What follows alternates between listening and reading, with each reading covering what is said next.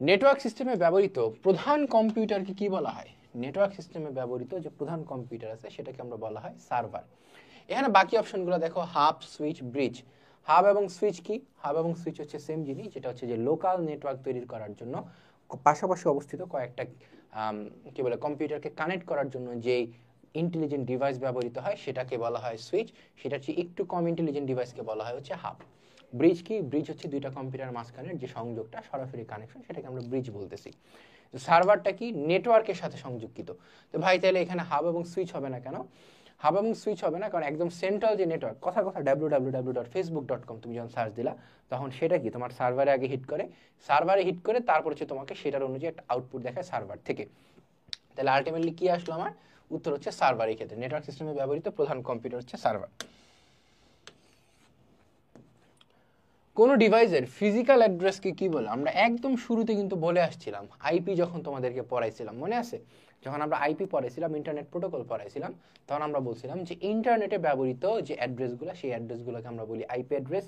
এবং কোন একটা ডিভাইসের অফলাইনে ব্যবহৃত বা হচ্ছে প্রত্যেকটা ডিভাইসকে আলাদা আলাদা শনাক্ত করার জন্য যেই অ্যাড্রেস ব্যবহার করা হয় সেটাকে বলা হয় ম্যাক অ্যাড্রেস। তাহলে আইপি অ্যাড্রেস হচ্ছে আমার ইন্টারনেট গেটওয়ে তো না, এই ক্ষেত্রে ম্যাক অ্যাড্রেস হচ্ছে সঠিক উত্তর। ওকে, এটাও কিছুটা সাধারণ জ্ঞান বেসড প্রশ্ন, অর্থাৎ জিকে বেসড প্রশ্ন, জেনারেল নলেজ। সঠিক উত্তর ম্যাক অ্যাড্রেস। এরপর ওয়েবসাইট তৈরি করতে কোন ল্যাঙ্গুয়েজ ব্যবহৃত হয়? ওয়েবসাইট তৈরি করতে সাধারণত HTML ব্যবহৃত হয়। এর পাশাপাশি আমরা জাভাস্ক্রিপ্ট, সি, পাইথন ইত্যাদি ইত্যাদি ব্যবহার করতে পারি। মূল যে আমার ল্যাঙ্গুয়েজ সেটা হচ্ছে আমার HTML। তাহলে সঠিক উত্তর হচ্ছে এই জায়গায় HTML। ফোরটান, প্রোলগ, কোবল এগুলো হচ্ছে সব হাই লেভেল ল্যাঙ্গুয়েজ। এত হাই লেভেল ল্যাঙ্গুয়েজ সাধারণত একটা ওয়েবসাইট তৈরিতে প্রয়োজন হয় না। সঠিক উত্তর HTML। এরপর ডায়নামিক ওয়েব পেজ তৈরিতে ব্যবহৃত হয়। ডায়নামিক ওয়েব পেজ তৈরিতে ব্যবহৃত হয়। আমরা জানি ওয়েব পেজ হচ্ছে আমাদের দুই রকমের। ওয়েব পেজ হচ্ছে দুই রকমের, একটা হচ্ছে আমরা একটু লিখি, একটা হচ্ছে স্ট্যাটিক, একটা হচ্ছে ডাইনামিক। স্ট্যাটিক ওয়েব পেজটা কি? স্ট্যাটিক ওয়েব পেজ হচ্ছে সেই ওয়েব পেজ যে ওয়েব পেজের মধ্যে তুমি শুধু ইনফরমেশন দেখতে পারো, নিজে কোনো ইনফরমেশন ইনপুট দিতে পারো না। যেমন ভাই, যেমন হচ্ছে মনে করো কোনো একটা ভ্লগ ওয়েবসাইটে গেছো, ভ্লগ ওয়েবসাইটে যাওয়ার পর তুমি শুধু পড়তেছো যে না এটার পরে এইটা, অর্থাৎ ভ্লগটা পড়তেছো, যে সেই ভ্লগটা লিখছে তার ভ্লগটা পড়তেছো। সেরকম ওয়েবসাইট যদি হয় তাহলে সেটা হচ্ছে স্ট্যাটিক ওয়েবসাইট। কথার কথা তুমি ঢাকা এডুকেশন বোর্ডের ওয়েবসাইটে গেছো, সেখানে তুমি রেজাল্ট দেখবা। রেজাল্ট কি? তাহলে তোমাকে একটা পিডিএফ ধরা দিল, সেই পিডিএফ থেকে তুমি রেজাল্ট দেখতেছো। কিন্তু তুমি যদি কোনো একটা ওয়েবসাইটে নিজের ইনপুট দিতে পারো, মনে করো ভ্লগের মধ্যে কমেন্ট করার অপশন আছে, কিংবা মনে করো ঢাকা এডুকেশন বোর্ডে তুমি যখন রেজাল্ট দেখবা সেটা পিডিএফ এর মাধ্যমে না দেখে নিজের রোল বসায় তোমার ওই সার্ভার থেকে ডিরেক্ট তোমার রেজাল্টটা শুধুমাত্র আনতে পারো, অর্থাৎ নিজের কিছু ইনপুট দেওয়ার যদি সক্ষমতা থাকে, তাহলে আমরা সেটাকে বলি হচ্ছে ডায়নামিক। আর স্ট্যাটিক হচ্ছে শুধুমাত্র নিজের কোনো ইনপুট দেওয়ার সক্ষমতা নাই, শুধুমাত্র দেখবো, অর্থাৎ একমুখী যে ওয়েবসাইটগুলো। ডায়নামিক কি? ডায়নামিক হচ্ছে আমার দুইমুখী ওয়েবসাইট, স্ট্যাটিক হচ্ছে শুধুমাত্র একমুখী ওয়েবসাইট। এবং C, C plus plus, HTML, CSS, এই যে তোমার ল্যাঙ্গুয়েজগুলো আছে, কিংবা জাভাস্ক্রিপ্ট, পাইথন, এটা হচ্ছে শুধুমাত্র একদম বেসিক আমার ওয়েবসাইট তৈরির জন্য ব্যবহৃত হয়, অর্থাৎ স্ট্যাটিক ওয়েবসাইট তৈরির জন্য ব্যবহৃত হয়। কিন্তু আমাকে প্রশ্নে বলা হয়েছে আমার ডায়নামিক ওয়েব পেজ তৈরি করা লাগবে, অর্থাৎ যেখানে হচ্ছে একটু কমপ্লিকেটেড ভাষাগুলো ব্যবহার করা হয়, একটু কমপ্লিকেসি রাখা হয়, যেখানে হচ্ছে মানুষ নিজের আবার ইনপুট দিতে পারে। তাহলে সঠিক উত্তর হবে তখন পার্ল, ASP, নেট। এবং এইটাও হচ্ছে একটা জিকে বেসড প্রশ্ন। ওকে, অর্থাৎ পারলে পারবা, না পারলে নাই। সঠিক উত্তর পার্ল, ASP, নেট। এরপর ডিএনএস এর পূর্ণরূপ কি? ডিএনএস এর পূর্ণরূপ হচ্ছে ডোমেইন নেম সিস্টেম, হ্যাঁ, বা domain number system, domain name system, হ্যাঁ, ডোমেইন নেম সিস্টেম। এখানে তুমি একটু কনফিউজড হয়ে যেতে পারো, ডোমেইন নেম সিস্টেম কেন? প্রথমটা হচ্ছে সার্ভার, তাহলে সঠিক উত্তর সার্ভার না। এই জায়গার মধ্যে ডোমেইন নাম্বার সিস্টেম বলা হয়েছে, তাহলে এটাও সঠিক না। শুধুমাত্র ডোমেইনও সঠিক না। ডিএনএস এর পূর্ণরূপ হচ্ছে ডোমেইন নেম সিস্টেম। ডিএনএস কি জিনিস আমরা কিন্তু একদম শুরুতে তোমার বলছিলাম, এবং এইটা হচ্ছে একটা জিকে বেস প্রশ্ন। এরপর HTML এর মৌলিক ট্যাগ কতটি? মৌলিক ট্যাগ হচ্ছে সেই ট্যাগগুলা, যেই ট্যাগগুলা তুমি বাদ দিয়ে একটা ওয়েবসাইট বানাইতে পারো না, বা HTML কোডটা গঠিত হয় না। অর্থাৎ মনে করো তুমি কথার কথা যে বোল্ড যে ট্যাগটা আছে, HTML কোড কিন্তু আমি এখানে শিখাবো না, কিন্তু বোল্ড ট্যাগ যেটা আছে, কিংবা কথার কথা ব্রেক ট্যাগ আছে, এটা তুমি চাইলে ব্যবহার করতেও পারো, নাও করতে পারো, সমস্যা নেই। কিছু ট্যাগ থাকে যেটা ছাড়া তোমার সেই HTML-টাই হবে না। কথার কথা আমি একটু HTML লেখার চেষ্টা করি। আমি একটু সাদাই নিলাম। এইচটিএমএল মনে করো শুরুতে শুরু করলা এইচটিএমএল, তারপর তুমি লিখলা হচ্ছে কি হেড, তারপরে তুমি লিখলা হচ্ছে টাইটেল, তারপরে তুমি টাইটেল ক্লোজ করলা, তারপরে ধরো টাইটেল তুমি টাইটেল ক্লোজ করলা, তারপরে হচ্ছে তুমি হেড ক্লোজ করলা, তারপরে তুমি বডি শুরু করলা, বডির মধ্যে তুমি অনেক কিছু লিখছো, তারপরে অনেক কিছু লেখার পর বডি তুমি ক্লোজ করলা, বডি ক্লোজ করার পর ওই যে এইচটিএমএল শুরু করছো সেই এইচটিএমএল শেষ করলা আর কি, এইচটিএমএল ক্রস করলা, এইচটিএমএল। তাহলে আলটিমেটলি এই HTML tag, header tag, title tag এবং হচ্ছে তোমার বডি ট্যাগ, এই চারটা ট্যাগ সব ক্ষেত্রে কমন, অর্থাৎ এই চারটা ট্যাগ তোমার লাগবেই। এই চারটা ট্যাগ ব্যতীত তুমি কোনো কাজ করতে পারবে না এবং একটা এইচটিএমএল গঠিত হবে না। অর্থাৎ যাই হয়ে যাক এই চারটা ট্যাগ আছে, এটা কিন্তু তোমার এইচএসসি লেভেলে শিখে আসছো, মানে শিখে আসছো যেন আমি তোমাকে এক্সপ্লেন করলাম না। তাহলে এইচটিএমএল এর মৌলিক ট্যাগ হচ্ছে চারটি, কি কি? HTML, head, title, body. Okay, এই যে উত্তর হচ্ছে চারটি।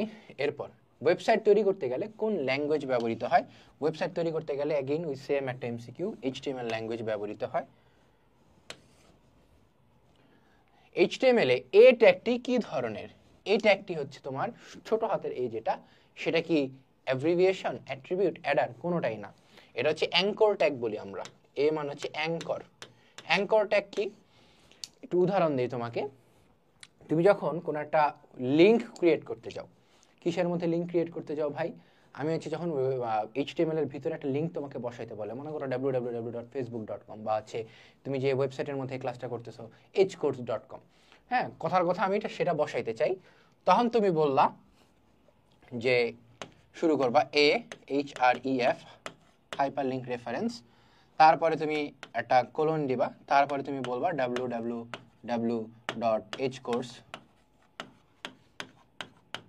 hcourse.com, হ্যাঁ, তুমি এটা বসাইলা। তারপরে ভিতরে কি যেটা তুমি মন চায় সেটা, অর্থাৎ যেটা তুমি ডিসপ্লে করাতে চাও, কথার কথা এখানে আমি ডিসপ্লে করাতে চাই RUICT, RUICT hcourse, মানে শুধুমাত্র RUICT আমি ক্লিক করাতে চাই, যে আমি ডিসপ্লেতে দেখবো RUICT, কিন্তু ওটাতে ক্লিক করলে আমাকে hcourse-এ নিয়ে যাবে। এবং তারপরে তুমি কি এই অ্যাঙ্কর ট্যাগটা ক্লোজ করে দিবা। অর্থাৎ লিঙ্ক ক্রিয়েট করার জন্য যে ছোট হাতের এ ব্যবহার করা হয় সেটাকে বলি আমরা অ্যাঙ্কর ট্যাগ, কিন্তু এখানে অ্যাঙ্কর ট্যাগের কোনো অপশন নাই, তাহলে সঠিক উত্তর কোনোটিই নয়। ওকে, সঠিক উত্তর কোনোটিই নয়। ওয়েবের ঠিকানাকে কি বলে? ওয়েবের ঠিকানাকে বলা হয় ইউআরএল। ইউআরএল কি? ইউআরএল হচ্ছে একটু আগে আমরা দেখি, একটু আগে এই যে তোমার www.hcourse.com এর পুরাটা হচ্ছে ইউআরএল, অর্থাৎ পুরা সম্পূর্ণ যে লিঙ্ক থাকে সেই সম্পূর্ণ লিঙ্কে বলা হয় ইউআরএল, এবং সম্পূর্ণ লিঙ্কের লাস্টের যে অংশটুকু থাকে সেটাকে বলা হয় হচ্ছে কি ডোমেইন নেম সিস্টেম বা ডিএনএস। ওকে, যে .com, .gov, .bd, .park, .in, .uk, হ্যাঁ, তা বলছে মানে কমার্শিয়াল হবে নাকি এডুকেশনাল হবে, মানে সকল ক্ষেত্রে এই লাস্টের অংশটুকু হচ্ছে আমার ডিএনএস এর অন্তর্ভুক্ত বা ডোমেইন নেম সিস্টেম। এবং এই পুরা লিঙ্কটাকে আমি বলতেছি, হ্যাঁ, শুরু হয় কি সাধারণত তোমার HTTPS, তারপর হচ্ছে ডট মানে একটা কোলন স্ল্যাশ স্ল্যাশ, তারপর www ডট, তারপরে যা যা হাবিজাবি থাকে, এই পুরাটা হচ্ছে আমার এই ক্ষেত্রে ইউআরএল। তাহলে তোমার ওয়েবের ঠিকানাকে কি বলে? ওয়েবের ঠিকানাকে বলা হয় ইউআরএল। তাহলে সঠিক উত্তর হচ্ছে ইউআরএল। আসো, একটি ওয়েব পেজ কোন দুটি অংশ দ্বারা গঠিত হয়? একটি ওয়েব পেজ গঠিত হয় সাধারণত হেডার ফুটার, না হেডার ফুটার না। হেডার ফুটার কি জিনিস? কথার কথা হচ্ছে এই যে তোমার একটা ওয়েবসাইট বা ওয়েব পেজ, এই উপরের অংশে প্রত্যেকটা পেজের মধ্যে যে জিনিসটা কমন থাকে এবং নিচের অংশে প্রত্যেকটা পেজে যে জিনিসটা কমন থাকে সেটাকে আমরা বলতেছি হেডার ফুটার। হ্যাঁ, উপরেরটা হচ্ছে তোমার হেডার, মূল ওয়েবসাইটের বাইরে যে অংশটা প্রত্যেকটা পেজে তুমি কমন পাবা, হেডার, এবং লাস্টেরটাকে আমরা বলি ফুটার। যেমন ভাই, যেমন উদাহরণ দেন, কিছু কিছু ওয়েবসাইটের নিচে একদম নিচে স্ক্রল করতে করতে করতে করতে তুমি দেখবা যে লাস্টের দিকে তোমার বিবরণ দেয়া থাকে এরকম যে কোম্পানির এই ইমেল ঠিকানা, কোম্পানির এই জায়গায় আসতে হবে, এই জায়গায় আসলেই আপনি অফলাইন অফিস পাবেন। নিচের অংশটা কি ফুটার, এবং যেই পেজে যাও না কেন, হোম পেজে যাও বা হচ্ছে ভিতরে কোনো একটা পেজে যাও, তুমি সেই অংশটা কিন্তু পাবা। এটা হচ্ছে ওই ওয়েব পেজের ফুটার। তাহলে সঠিক উত্তর এটা না, ডকুমেন্ট বডি না, টেক্সটও না, বাকি থাকে হেড বডি। এবং হেড কি, হেড হচ্ছে তোমার উপরের অংশটুকু অর্থাৎ এতটুকু, এবং বডির ভিতরে কি থাকে। তাহলে একটা ওয়েব পেজের কোন দুটি অংশ দ্বারা ওয়েব পেজ গঠিত হয়, বা মূল অংশটা কি, বাকিগুলো অংশ, বাকিগুলো মূল অংশ না, প্রশ্নের মধ্যে চাওয়া হয়েছে কোন মূল অংশের দ্বারা একটা ওয়েব পেজ গঠিত হয়। তাহলে সঠিক উত্তর হচ্ছে হেড এবং বডি। এরপর HTML ওয়েব পেজ পড়া এবং সেবা প্রদান করা যায় কিসের মাধ্যমে? পড়া এবং সেবা প্রদান করা যায়, অর্থাৎ কোনো একটা ওয়েব পেজ তুমি যখন ক্লিক করো www.facebook.com, সেটা কোথায় গিয়ে ক্লিক করো? ল্যাপটপ থেকে বলতেছে। এখন ফোনের ক্ষেত্রে হয় কি, ফোনের ক্ষেত্রে অ্যাপ্লিকেশন থাকে বা সফটওয়্যার থাকে, সেই সফটওয়্যার তুমি বাদ দাও, সেই সফটওয়্যার বাদ দিলে তুমি যখন একটা ল্যাপটপ থেকে যখন ফেসবুকে ঢুকতে চাও www.edgecourse.com, facebook.com, youtube.com, google.com, তাহলে সেটা তুমি কিসের মাধ্যমে দেখো? সেটা হচ্ছে অবশ্যই একটা ব্রাউজারের মাধ্যমে আমি দেখি। আমার গুগল ক্রোম ব্রাউজার আছে, সাফারি আছে, অপেরা মিনি আছে, অপেরা আছে, তারপর হচ্ছে মোজিলা ফায়ারফক্স আছে, ব্রেভ ব্রাউজার আছে, এরকম অসংখ্য নাম না জানা ব্রাউজার কিন্তু আছে। এবং এই ব্রাউজার হচ্ছে তোমার নিজের পয়েন্ট এবং হচ্ছে ওই যে সার্ভারের পয়েন্ট, এই দুইটার একটা কানেকশনে সহায়তা করে, এবং এই দুইটার ক্ষেত্রে কি একটা সংযোগ বজায় রাখতেও সহায়তা করে। ওকে, তাহলে উত্তর হচ্ছে ওয়েব ব্রাউজার। সার্ভার মানে সার্ভার লিখছে, সার্ভার না, সার্ভার না। কম্পাইলার ইন্টারপ্রেটার না, কম্পাইলার ইন্টারপ্রেটার তো না, এটা হচ্ছে তোমার চ্যাপ্টার 5 এর আলোচনার বিষয়। হ্যাঁ, চ্যাপ্টার 5 এর আলোচনার বিষয় কম্পাইলার ইন্টারপ্রেটার। আসো, তাহলে সঠিক উত্তর হচ্ছে ওয়েব ব্রাউজার। এরপর ডেটাবেজের সাথে কার সাথে সংযোগ থাকে না কোনো ধরনের ওয়েব পেজ? ডেটাবেজের সাথে কার সাথে সংযোগ থাকে না কোনো ধরনের ওয়েব পেজ, অর্থাৎ ডেটাবেস যা আছে সেটার সাথে কোনো সংযোগ নাই, কিরকম ওয়েব পেজ সেটা বলো তো? স্ট্যাটিক, ডাইনামিক, গ্লোবাল নাকি রিমোট? আমরা শুরুতেই জানি যে এই গ্লোবাল এবং রিমোট হওয়ার কোনো সম্ভাবনা নাই, এটা হয় স্ট্যাটিক নাইলে ডাইনামিক। বলো তো কোনটা এটা? যে আমার ডেটাবেজের সাথে সংযোগ নাই, অর্থাৎ একদম মনে করো একমুখী ওয়েবসাইট, অর্থাৎ আমি শুধু বলতেছি তুমি শুধু দেখতেছো। একদম শুরুতে কিন্তু পড়ে আসছিলাম যে স্ট্যাটিক কি একমুখী এবং ডাইনামিক কি দুইমুখী, উভয়মুখী, যে আমি আমার ইনপুট আমার ওয়েবসাইটে দিতে পারতেছি। তাহলে ডেটাবেজের সাথে সংযোগ নাই, তাহলে কি হয়? ডেটাবেজের সাথে সংযোগ নাই এমন ওয়েবসাইটটা কোনটা বলো? স্ট্যাটিক ওয়েবসাইট, স্বাভাবিক একমুখী ওয়েবসাইট। এরপর হচ্ছে 5 নম্বর অধ্যায়, প্রোগ্রামিং ভাষা বা প্রোগ্রামিং ল্যাঙ্গুয়েজ। খুবই সহজ একটা অধ্যায় যদি বুঝতে পারো, কিন্তু হচ্ছে এই অধ্যায় থেকে প্রশ্ন তোমার আরইউ ভর্তি পরীক্ষায় খুবই কম আসে। ইউজুয়ালি প্রশ্ন আসে হচ্ছে 3 নম্বর অধ্যায় থেকে, খুব জটিল জটিল প্রশ্ন আসে। এই অধ্যায় থেকে প্রশ্ন আসলেও সর্বোচ্চ একটা প্রশ্ন কমন পাবা। ওকে, আসো দেখি কি কি প্রশ্ন আছে। ইন্টিজার টাইপ ডাটা কত মেমোরি দখল করে? 2 byte, 4 byte, 2 bits, 1 byte? 1 byte হওয়ার কোনো সম্ভাবনা নাই। এগেইন এটা একটু জিকে বেসড প্রশ্ন, আমি তোমাকে একটু বলে দেই এর পাশাপাশি কি হয়। 2 বিটস, বিটসেরও কোনো সম্ভাবনা নাই। এই দুইটাই সঠিক, এই দুইটাই সঠিক, অর্থাৎ এই প্রশ্নটাকে তুমি যদি ইনভ্যালিড প্রশ্ন বলো তাহলেও হবে। এই ক্ষেত্রে কি ভাই 2 এবং 4 দুটোটাই দাগায়, যে কোনো একটা দাগায় দিলে মার্কস পাবো? ইয়েস, যে কোনো একটা দাগায় দিলে তুমি আরইউ ভর্তি পরীক্ষায় মার্কস পাবা। এখানে একটু এক্সপ্লেন করি কেন ভাই বললেন এই কথাটা। ইন্টিজার টাইপ ডেটা, যখন আমি ইন্টিজার আসে আমার, সেই ইন্টিজার সাধারণত প্রত্যেকটা ভাষার মধ্যে এক এক ভাষা এক এক রকম, কিন্তু সি প্লাস বা হচ্ছে তোমার জাভা স্ক্রিপ্ট, যেহেতু তুমি সি প্লাস শিখতেছো এই জায়গার মধ্যে, chapter 5 is all about C plus. C প্লাসে ইন্টিজার হচ্ছে সাধারণত 4 বাইটস ডেটা দখল করে বা জায়গা দখল করে। ইন্টিজার হচ্ছে কত? 4 বাইট। এর মধ্যে একটা এক্সেপশন আছে ভাই। এক্সেপশনটা কি? এক্সেপশনটা হচ্ছে লং ইন্টিজার। এই ইন্টিজারের মধ্যে আবার দুইটা পার্ট আছে, একটা হচ্ছে লং এবং আরেকটা হচ্ছে শর্ট। লং ইন্টিজার হচ্ছে তোমার, এই ক্ষেত্রে আমি কি বলছিলাম 4 বাইট, ওটা তোমার 8 বাইট দেখা যাচ্ছে কেন, আমি তো ইংরেজিতে লিখতেছি। আচ্ছা, এটা 4 বাইট ডেটা দখল করে। লং ইন্টিজার হচ্ছে তোমার 8 বাইট ডেটা দখল করে। এবং এই যে শর্ট ইন্টিজার আছে, এই শর্ট ইন্টিজার হচ্ছে আবার 2 বাইট ডেটা দখল করে। তো তুমি একটু হিসাবটা দেখো, ইন্টিজার সাধারণত 4 বাইটের হয়, লং ইন্টিজার হচ্ছে 8 বাইটের, শর্ট ইন্টিজার 2 বাইটের। তাহলে এই ক্ষেত্রে আমার 2ও কারেক্ট, এই ক্ষেত্রে আমার 4ও কারেক্ট। তো 4 এবং 2 যখন দোনোটাই কারেক্ট হয়, তখন আমি উত্তর, যেহেতু আমার সাধারণত 4 বাইট হয়, তাহলে আমি সাধারণত 4 বাইট উত্তর নিয়ে আগাবো। দুইটার যে কোনো একটা কারেক্ট দিলেই কারেক্ট। ওকে, এই দেখো এখানে কিন্তু আবার 2 বাইট দিয়ে দিছে, এই উত্তরটাও সঠিক না, দোনোটার যে কোনো একটা দিলেই কারেক্ট। সফটওয়্যারের ভুল সংশোধনের প্রক্রিয়াকে কি বলে? এনকোডিং, ডিকোডিং, কারেকশন নাকি ডিবাগিং? এনকোডিং, ডিকোডিং, এনকোড করা মানে হচ্ছে কোনো একটা প্রোগ্রাম টাইপ করা, ডিকোডিং মানে হচ্ছে তোমার কোনো একটা প্রোগ্রাম টাইপ করা থেকে তোমার সেটাকে কি সফটওয়্যারে রূপান্তর করা বা হচ্ছে তোমার এইগুলা ইন্টারপ্রেটার কম্পাইলার ওই হিসেবে যায় এটা, যে মানুষের বোধগম্য ভাষাকে কম্পিউটারের বোধগম্য ভাষায় রূপান্তর করা হচ্ছে এনকোডিং। ডিকোডিং কি? কম্পিউটারের বোধগম্য ভাষাকে মানুষের ভাষায় রূপান্তর করা হচ্ছে ডিকোডিং। কারেকশন তো আমরা সবাই বুঝি, ভুল ত্রুটি। ডিবাগিং, এটা হচ্ছে আমার সঠিক উত্তর। এটা একটু এক্সপ্লেন করে দিই তোমাকে। ডিবাগ, আমরা পোকামাকড় দেখি না বাসার মধ্যে, যে ছাড় পোকা থাকে, তেলা পোকা থাকে, সেই পোকার ইংরেজি কি? বাগ। এটা কম্পিউটারের মধ্যে পোকামাকড় আমরা কি পছন্দ করি? না, অর্থাৎ আমার বসবাসী স্থানের সাথে এটা হেরফের করে। এই যে তোমার পোকামাকড় যখন কম্পিউটারের প্রোগ্রামে পাওয়া যায়, অর্থাৎ তুমি মনে করো একটা গেমস বানিয়েছো, সেই গেমসের মধ্যে একটা কম্পিউটারের পোকা আছে, এই কারণে হচ্ছে ওই যে গেমসের ভিতরে যে গাড়িটা, সেই গাড়ির ব্রেক কাজ করে না, কথার কথা। তুমি কাজ কি হবে, তোমার পুরা কম্পিউটারের যে প্রোগ্রাম আছে সেই পুরা প্রোগ্রামের মধ্য থেকে ওই যে পোকাটা আছে সেই পোকাটাকে তুলে বের করে ফেলা, অর্থাৎ সেখানে কীটনাশক প্রয়োগ করা এবং প্রোগ্রামটা ঠিক করে দেওয়া। এই যে এই কাজটা, বাগকে নির্মূল করা বা হচ্ছে বাগের মধ্যে কীটনাশক দেওয়া, সেই কাজটাকে বলা হয় ডিবাগিং, অর্থাৎ পোকা নির্মূল করা, পোকা নির্ধন করা। এরপর তাহলে সঠিক উত্তর ডিবাগিং। এরপর সি ভাষা কোন ধরনের প্রোগ্রামিং মডেল অনুসরণ করে? কোন ধরনের প্রোগ্রামিং মডেল অনুসরণ করে? এটা হচ্ছে স্ট্রাকচার্ড, কারণ অবজেক্ট ওরিয়েন্টেড না, ভিজুয়াল না, ইভেন্ট ড্রাইভেনও না। ভিজুয়াল মানে কি? গ্রাফিক্স। সি ভাষা সাধারণত গ্রাফিক্স না, সি ভাষা হচ্ছে একটা স্ট্রাকচার্ড, প্রথমে তোমার ইন্টিজার থাকে, তারপরে বিভিন্ন রকমভাবে তোমার এই প্রোগ্রামটা লেখা লাগে।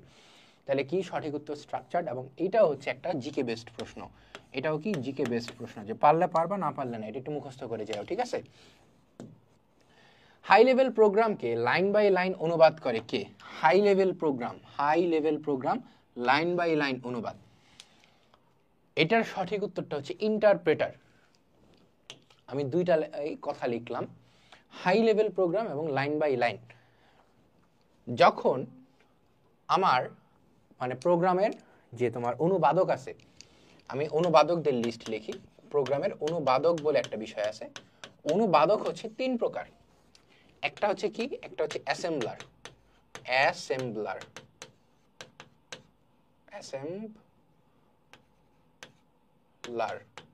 দুই নম্বরটা হচ্ছে ইন্টারপ্রেটার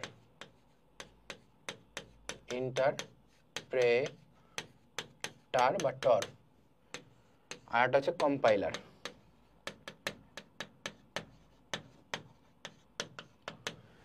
অ্যাসেম্বলার হচ্ছে শুধুমাত্র অ্যাসেম্বলি ভাষাকে মানুষের বোধগম্য ভাষা থেকে কম্পিউটার বোধগম্য ভাষায় রূপান্তর করে, শুধুমাত্র অ্যাসেম্বলি ভাষাকে, অর্থাৎ এটা হচ্ছে লো লেভেল ল্যাঙ্গুয়েজ।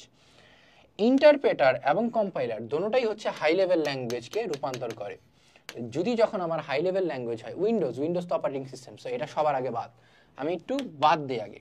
তারপরে কি আমরা বলছি, এখানে হাই লেভেল ল্যাঙ্গুয়েজ আছে মানে কি? অ্যাসেম্বলারও বাদ, তাহলে বাকি থাকে আমার ইন্টারপ্রেটার এবং হচ্ছে কম্পাইলার। তাহলে ভাই আমি কোনটা নিব? এটার জন্য আমার সেকেন্ড অপশনে যাওয়া লাগবে, যে লাইন বাই লাইন অনুবাদ। ইন্টারপ্রেটার কি করে? প্রত্যেকটা লাইন বাই লাইন অনুবাদ করে, লাইন বাই লাইন। আর কম্পাইলার হচ্ছে একসাথে অনুবাদ করে। একসাথে মানে কি? কথার কথা, যে তুমি একটা প্রোগ্রাম লিখতেছো, ইন্টারপ্রেটার কি করবে? এক লাইন লিখছো, ওই এক লাইন কম্পিউটার ভাষায় রূপান্তর করে দিবে এবং তোমাকে বলবে যে এই লাইনে ভুল আছে নাকি নাই। কম্পাইলার কি করে? তুমি পুরো প্রোগ্রামটা নিজের মতো লিখে গেছো, পুরো প্রোগ্রামটা একসাথে চেক দিবে। বা হচ্ছে মনে করো 3 লাইন লিখছো, 3 লাইন চেক দিবে একসাথে, 4 লাইন লিখছো, 4 লাইন একসাথে চেক দিবে, 5 লাইন লিখছো, 5 লাইন একসাথে চেক দিবে। অর্থাৎ সে শুধুমাত্র 5 নম্বর লাইনকে যে চেক দেওয়া লাগে এই বিষয়টা সে বুঝে না। বর্তমান বিশ্বে কম্পাইলার ব্যবহার করা হয়ই না বলতে গেলে, কারণ এটা এফিশিয়েন্ট না। কথার কথা, 5 লাইন তো আর তুমি প্রোগ্রাম লেখো না, একটা গেম লেখার জন্য হয়তো মনে করো 30,000 লাইনের একটা প্রোগ্রাম লেখা হয়েছে। 30,000 লাইন যখন 29,998 নম্বর লাইন লেখা হয়, তখন পুরোটা যদি একসাথে চেক দেয়, দেখা যাচ্ছে কম্পিউটার প্রসেস করতেছে 2-3 মিনিট লাগে। এই জন্য হচ্ছে লাইন বাই লাইন চেক দেওয়ার জন্য বর্তমানে ইন্টারপ্রেটার সবচেয়ে বেশি জনপ্রিয়, এবং এই জায়গার মধ্যে সঠিক উত্তর হচ্ছে ইন্টারপ্রেটার, কম্পাইলারও না। এরপর লুপ শেষ হবার পূর্বেই লুপ থেকে বের হওয়ার জন্য সি ভাষায় কোন স্টেটমেন্ট ব্যবহৃত হয়? লুপ শেষ হওয়ার পূর্বেই লুপ থেকে বের হওয়ার জন্য ব্রেক এই প্রোগ্রামটা ব্যবহৃত হয়। কন্টিনিউ মানে কি? ভাই শেষ করতে চাইতেছে, এখানে তো কন্টিনিউর প্রশ্নই ওঠে না। গো টু মানে কি? গো টু তো না, গেচও না, সঠিক উত্তর হচ্ছে ব্রেক। ওকে, সঠিক উত্তর ব্রেক। এবং আজকে এই পর্যন্তই। জানি তোমাদের সাথে বিশাল লম্বা একটা ক্লাস ছিল, আমি আশা করি তোমরা বুঝতে পারছো, এবং আশা করি রাজশাহী বিশ্ববিদ্যালয়ে যখন তোমরা চান্স পাবে তখন আমাদেরকে জানাবে, কারণ স্টুডেন্টদের সুখের সংবাদ শুনতে বা খুশির সংবাদ শুনতে সবারই ভালো লাগে, তাই না? তো রাজশাহী বিশ্ববিদ্যালয় হোক কিংবা যে কোনো বিশ্ববিদ্যালয় হোক, বা হচ্ছে যদি রাজশাহী বিশ্ববিদ্যালয় নাও হয়, কথা হয় নাই, মন খারাপের কিছু নেই, কারণ লাইফ একটা বিশ্ববিদ্যালয়ের জন্য থেমে থাকে না। লাইফ তুমি বিশ্ববিদ্যালয়ের চান্স ছাড়াও ব্যবসা করেও মনে করো অনেক ভালো আছে, এরকম অনেক মানুষকে আমি চিনি। আমার নিজের ফ্রেন্ডের কাজিন, সে ইন্টার পাসও করে নাই, বর্তমানে তার মান্থলি ইনকাম আছে 3 লাখ 3.5 লাখ টাকা। আমার এক ভাই, সে ন্যাশনাল ইউনিভার্সিটি থেকে পড়াশোনা করছে, আমার উপরের তলার যে ভাই, সে তার মান্থলি ইনকাম মনে করো 2.5 থেকে 3 লাখ টাকা। তো টাকা পয়সা ইনকাম করা হচ্ছে মেইন উদ্দেশ্য লাইফের, পড়াশোনা হচ্ছে জাস্ট এটার একটা উপায়। তো কেউ যদি ভার্সিটিতে চান্স নাও পাও তাও কোনো সমস্যা নাই, কিন্তু আমি আশা করব তোমরা রাজশাহী বিশ্ববিদ্যালয় হোক কিংবা চট্টগ্রাম হোক, ঢাকা বিশ্ববিদ্যালয়, যেখানেই হোক না কেন, হোক কোনো একটা জায়গায়, এবং হইলি আলহামদুলিল্লাহ। দেখা হবে তোমাদের সাথে বিজয়। ততদিন পর্যন্ত ভালো থাকবে, সুস্থ থাকবে। আসসালামু আলাইকুম।